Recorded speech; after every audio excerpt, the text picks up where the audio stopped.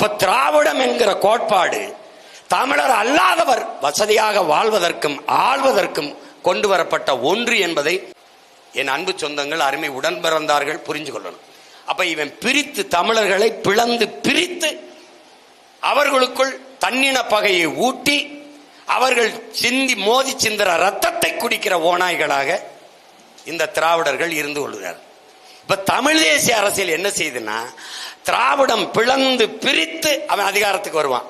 நாம பிளந்து பிரிந்து கிடக்கிற தமிழ் சமூகம் இந்த சாதி மத உணர்ச்சி சதையை இரண்டாக வெட்டி பிளக்கிற ஒரு அருவாள், ஒரு கோடாரி, ஒரு கத்தி போல இருக்கு. ஆனால் மொழி இன உணர்ச்சி, தமிழர் என்கிற இன உணர்ச்சி, மொழி பற்று என்பது அதை தைத்து இணைக்கிற ஊசி நூலாக இருக்கு.